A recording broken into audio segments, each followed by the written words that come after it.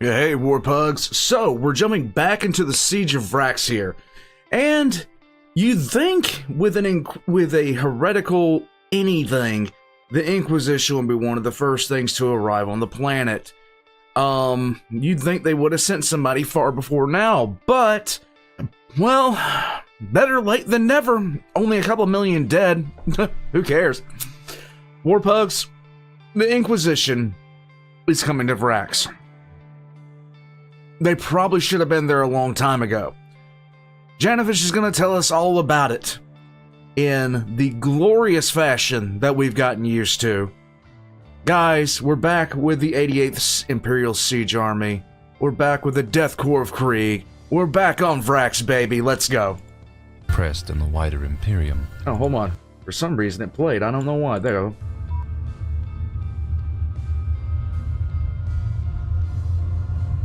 Thor Malkin. With the heroic assistance of Space Marines from the Red Scorpions chapter, Marshal Gagori had achieved a successful breakthrough of the Curtain Wall. During the assault on the breach, the Red Scorpions had suffered more casualties than they had bargained for, and so they had departed Vraks in order to restore their chapter to its full strength. Once again, the Red Scorpions showed exactly why it is said that 100 Astartes can turn the tide of a war. With one action, that 100 Astartes turned this battle completely around. Where it was a stalemate, where it wasn't going anywhere, and now the breakthrough has happened. We are approaching the Citadel, Warpugs, and it just gets better and better. But this is what you've heard about with when people talking about 100 Astartes can turn the tide of a war. This thing was locked at stalemate. Can you imagine how fast Vraks would have gone if they would have had more Astartes help from a chapter that wasn't concerned about protecting its own reputation? Just saying. But despite their recent victory, the 88th Imperial Siege Army was unwittingly on the cusp of horrific annihilation. The prolonged conflict on Vraks had now truly caught the attention and interests of the Dark Gods, particularly that of Nurgle and Khorne. The never-ending slaughter and misery on both sides was, well, to debased gods' appetites. Yep. With their cursed patronage, the war was ready to devolve to the next stage of debauchery. Great. And so their minions continued nudging the war ever towards the edge of total apocalypse. The daily death toll of both Krieg guardsmen and Vraxian militia forces was providing a more than adequate blood sacrifice required to open a warp portal. Oh, that's always Once the dark fun. rituals to create an entrance from the Immaterium had been completed, it wouldn't be long before the world would be overrun by hordes of demons. The 88th Imperial Siege Army would stand no chance against such demonic incursion. But little did Marshal Kagori nor his command staff suspect that Vraks had become an altar of slaughter. They couldn't have known, for any knowledge of Chaos's true nature was strictly classified information that was heavily suppressed in the wider Imperium. The fact that the world... This is done for a very good reason. It's best to keep the population ignorant, because if they know... And this is the weird thing, that it takes a bit to understand about the nature of Chaos itself. It's not a true statement that what you don't know can't hurt you in the realm of 40k. But what is a very, very true statement is, if you know, it makes it a lot easier to hurt you. Belief plays a massive role, and knowledge of these things plays a massive role. So if you do not believe in monsters in your closet, and there's no reason for monsters in your closet to manifest, then you're going to be fine. If there are reasons for monsters to manifest in your closet, you still don't believe it, you might be fine. But if you know that they can happen, you're not going to be fine. Was now on the if that brink makes of a sense. large-scale demonic incursion remained unknown to anyone but the most highly ranked Inquisitors. The supposed inquisitorial authority over Vraks was in the hands of Lord Inquisitor Hector Rex. As a highly ranked member of the Ordo Malleus The Witch's and Hammer. Proctor General of the Scarus Enclave, it was ultimately his responsibility to monitor and lay waste to all traces of demonic taint in the sector. As a powerful and properly trained psyker privy to the true nature of demons, he was well equipped for the task at hand. Ever since the arrival of Chaos Space Marines on Vraks, he had kept an eye on the situation, judging the right moment to intervene should things get out of hand. Okay, Siege of... here we go. You have the warbands of the following. Apostles of Contagio, Lords of Decay, the Tainted, Berserkers of Scalthras, Skull Takers, the Sanctified, Steel Brethren, and the Faithless. All you need is Emperor's Children, you got a honey-baked ham Christmas. Scarus's close proximity to the Eye of Terror and the persisting chaos threat emanating from it meant he was a busy man. At all times he had his work cut out for him. Frankly, the war on Vraks had already spun out of control. Now he would have to work overtime to salvage the situation before it was too late.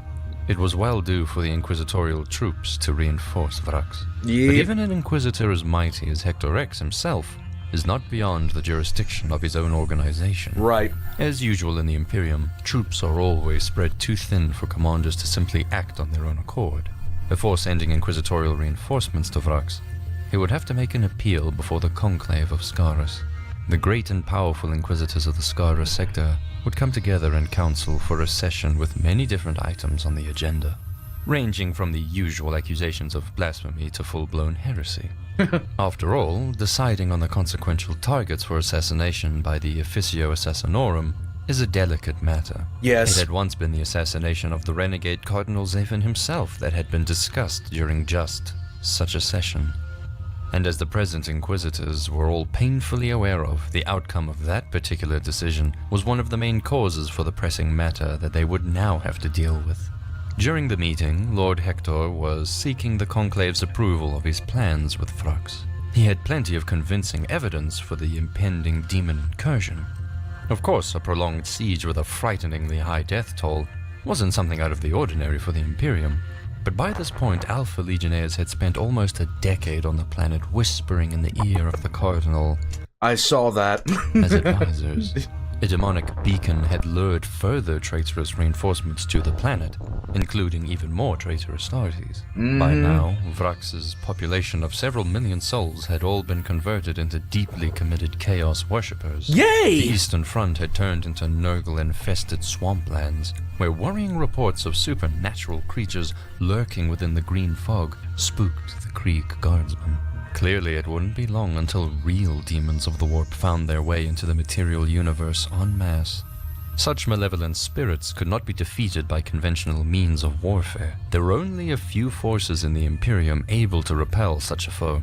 In his eternal wisdom, the Emperor of Mankind had endowed the Ordo Malleus with just the right troops to deal with such a threat. The Grey Knights, also known as Demon Hunters. Lord Hector Rex wished to deploy this mighty force on Vraks. Furthermore, he planned to incorporate the entirety of the 88th Siege Army under his own command structure. Lesser Inquisitors in his entourage would take over the role of officers, accompanied by their own companies of Tempestus Scions.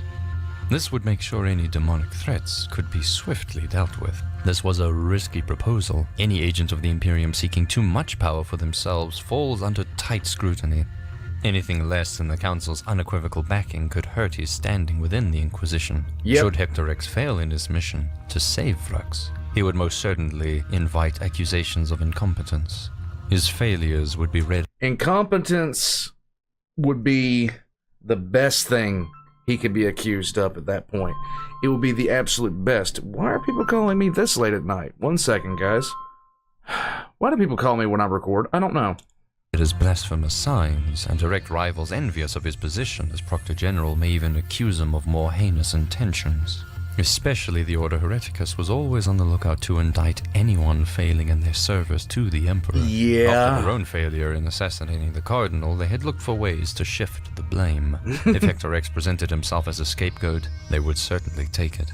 Their organization lobbied for the ecclesiarchy to take control of the militarum forces on Vraks instead. Surely the battle on the Shrine World was a holy war. After all, it was home to the Basilica of St. Leonis the Blind, and an important place of pilgrimage. Not only was the Cardinal's heresy an inherently religious matter, their very own sacred order's militant, the Sisters of Battle, had been killed and imprisoned on Vraks. Yep. Through the burning light of the Emperor's most devoted followers, Vraks would be cleansed of heretics and mutants. Clearly, this affair should be dealt with by only the most zealous of the Emperor's servants, implying they deemed Hector Rex to fall short of such standard.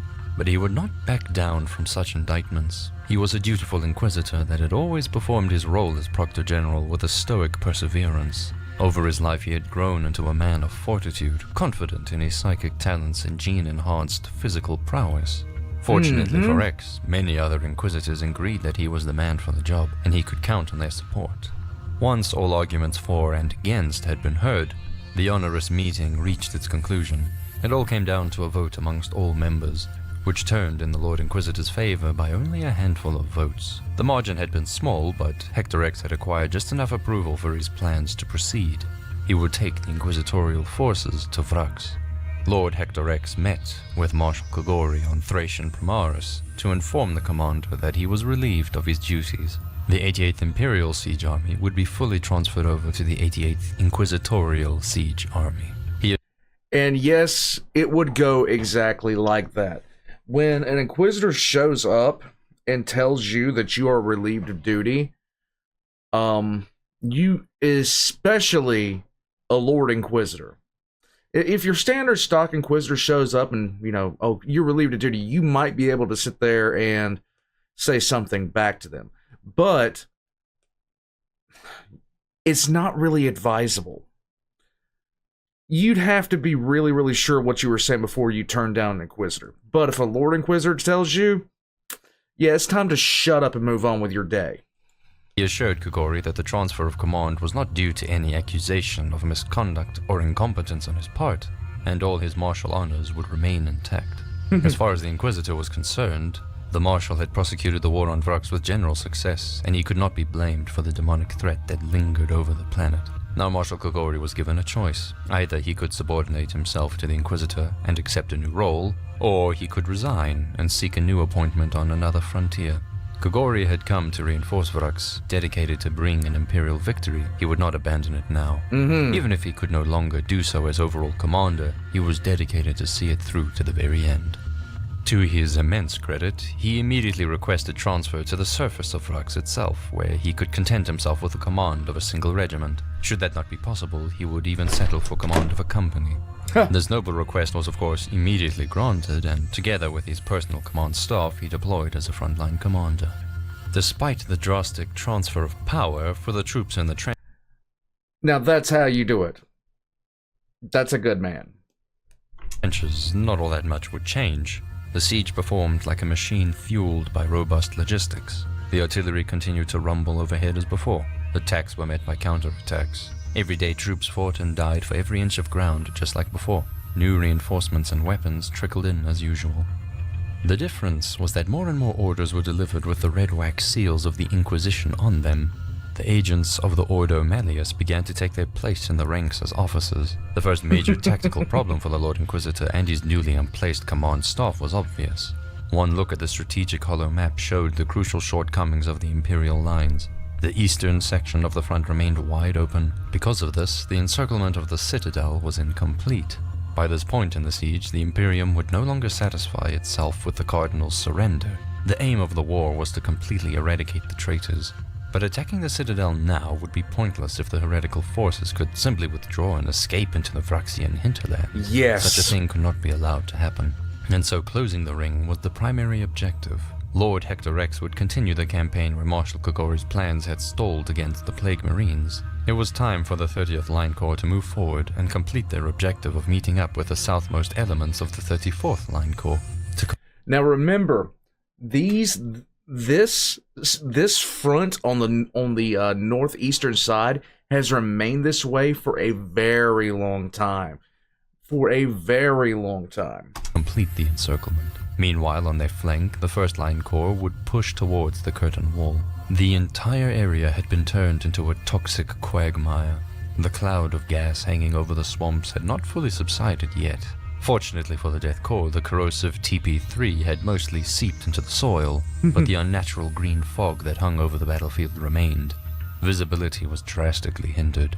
There was no doubt that the terrain would be pockmarked by shell craters and littered with the wreckage of destroyed vehicles and rotting corpses. Yep. The brave troops of the 19th Regiment had fought and perished here during their rearguard action, when the Chaos reinforcements threatened to outflank the 88th Siege Army. The Plague Marines had settled in the area, but it was unlikely that they had constructed any serious defenses. In fact, it was uncertain if they were even still around, or had fallen back towards the Citadel. For good measure, the assault was kicked off by a preliminary bombardment nonetheless. Thousands of shells disappeared into the fog and exploded out of sight. When the bombardment ended, the Death Corps troops climbed up on the ladders and out of their trenches into the green hellscape. Considering the inhospitable terrain, the initial progress was as good as could be hoped for. Soon, enemy artillery began to rain down upon the advancing troops. Under normal conditions, getting caught out in the open by an artillery barrage was a death sentence. But due to the poor visibility, enemy accuracy was very poor. Yes. The 30th Line Corps marched on. But the enemy had not completely run out of their TP3 stockpiles just yet. Amongst the bombardment, several shells released the deadly gas. The acidic gas clouds were soon billowing across the 263rd Regiment's front. Squads that stumbled into thick concentrations of TP3 were quickly wiped out. Progress was slowing down because by now the infantry found themselves getting sucked knee-deep into the mud. Many troops began reporting painful sensations on their feet. The toxic sludge had perforated their boots and started melting the flesh from their bones. In some of the worst areas, soldiers had both their legs practically completely dissolved. Only a handful of these horribly maimed troops managed to crawl their way back towards their own lines. Many poor souls perished to a horrible fate as their bodies sank helplessly into the deadly mud. Clearly, the wife is approaching. Yes.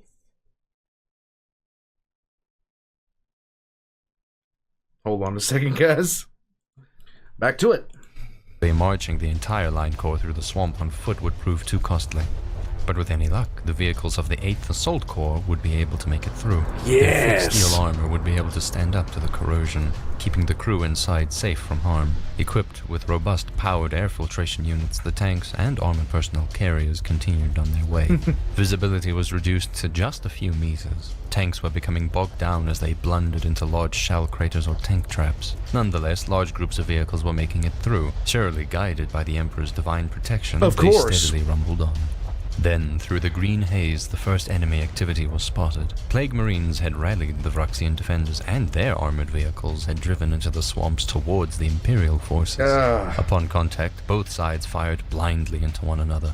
Only at point-blank range were the gunners able to see what they were even shooting at. Their aim was mostly guided by the glow of tracer munitions bouncing off armor and indicating the location of any enemy vehicle hidden in the fog.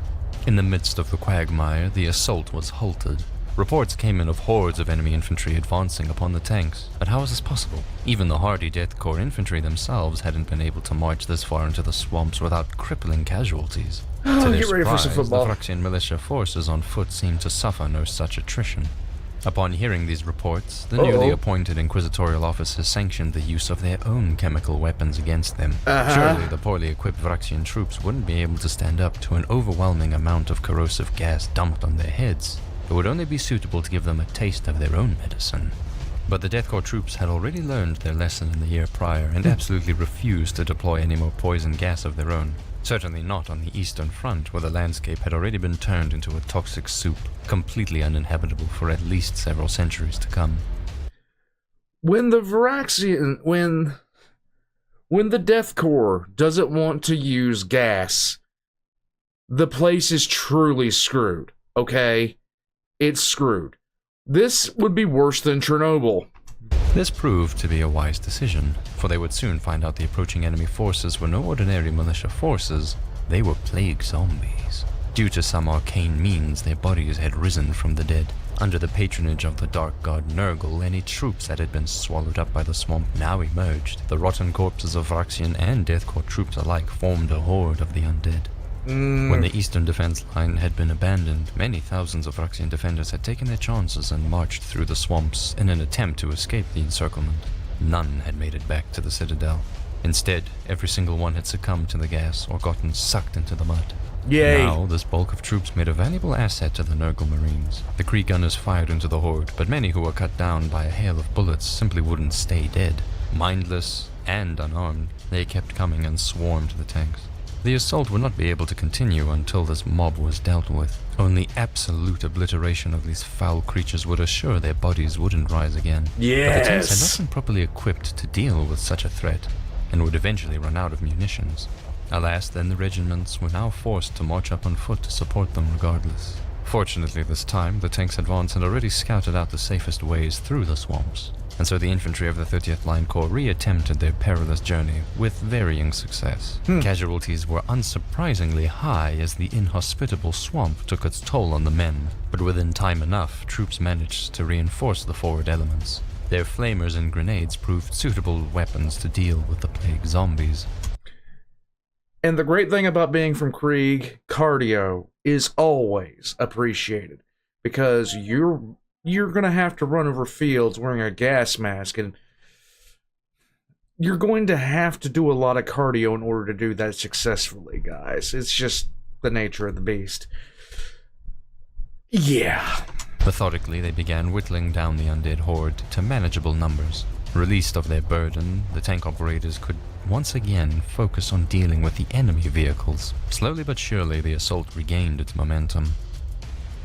As they advanced further, the thick green fog hanging over the landscape began to clear up, and the troops knew they had almost pushed through. It had been a hellish battle, not necessarily because of the enemy resistance, but because the Eastern Front had become by far the most hazardous landscape on the entire planet. Now they had successfully traversed it and come to the other side of the swamp. The irony of being ordered to march through this hell of their own making had not escaped them. During the final stages of the 30th Line Corps' advance, the enemy was pushed back beyond the curtain wall. The 263rd Regiment met up with the most southern elements of the 34th Line Corps, and the encirclement was finally complete. The 1st and 46th Line Corps had continued their own push towards the curtain wall and captured an important strategic location called Hill 202. This high ground provided a commanding overview of the entire Citadel, and would prove priceless for the artillery spotters in assisting their gunners. Now the countless Earthshakers were able to pound the Vraxian lines with great precision from all sides. Several defense laser stations were captured in the process, further reducing the Vraxians' ability to resist the Imperial's growing air superiority. Day and night marauder bombers of the Imperial Navy conducted bombing raids over the remaining enemy territories. The Citadel's strong void shield soaked up the worst of the punishment, but any areas with lesser shield coverage were forced to be abandoned or face obliteration. Under the overwhelming firepower, the Vraxian resolve was wavering. Cardinal Zaphon had settled in despair and essentially given up all hope at this point. He had once been a man of power and charisma, able to whip a crowd into a zealous frenzy with nothing but his words. But years of horrific war had turned him into a disillusioned, broken man, with a shadow of looming defeat hanging over his psyche. He had foolishly put his trust in the hands of Lord Arcos, whose chaos reinforcements had not been able to turn the tide. The various warbands did no longer recognize his authority and simply did as they pleased. Now, this is not to say that Zaphon knew that he was dealing with Traitor Astartes. He probably didn't know for the longest time. He probably just had no clue, to be honest with you. But Traitor is as Traitor does. Griefed with self-pity, he retreated into his personal chambers and left the defense of Vraks to his commanders. But there were some amongst the defenders who would gladly rise to take his place. Second in command, Deacon Mamom, was of a stronger will than the Cardinal, and not yet ready to resign himself to defeat. The Chaos Marines had not come to Vraks to see the war end without squeezing out every last bit of slaughter they could. In the absence of the Cardinal, various warband leaders hatched their schemes to take over command of all Vraxian forces. But no matter what trouble brewed within the Citadel walls, as commander of the 88th Inquisitorial siege army, Lord Inquisitor Hector Rex could be content with his progress. His first goals on Vraks had been completed. The curtain wall was now completely surrounded, and the engineers were already busy preparing several underground mines to blow more breaches through it. His inquisitorial reinforcements had not even been needed to achieve it. His Tempestus Scions were held in reserve, and the Grey Knights were still patiently stationed within their ship in lower orbit. With all line corps in place soon, the assault upon the Citadel itself could begin in earnest. Hector X allowed himself to be optimistic. Surely the war would be over quickly. No. No. This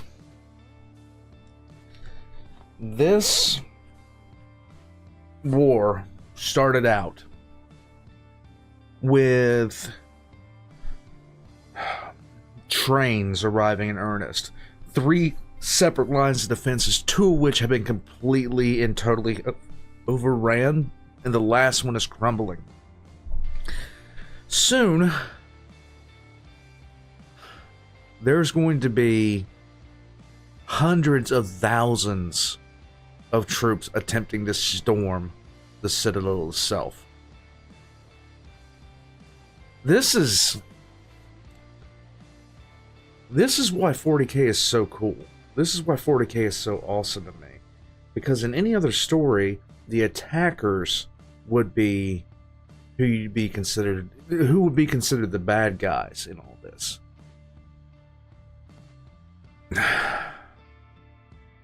It's wild, Warpugs. It's wild. Guys, the Siege of Vraks, one of the best examples of how screwed up the Imperium is. And how screwed up this setting is, because in any other setting, the people inside the Citadel will be the innocents who were just trying to do the best they could to hold off a ruthless and faceless attacker in the face of the Deathcore Krieg. But we're cheering for the Deathcore. Guys, this is why I love 40k. All of Janovich's links are going to be in the description down below. We'll continue this series soon, and I will catch you guys next time. Join as a member of Patreon for early access. Later, Warpugs.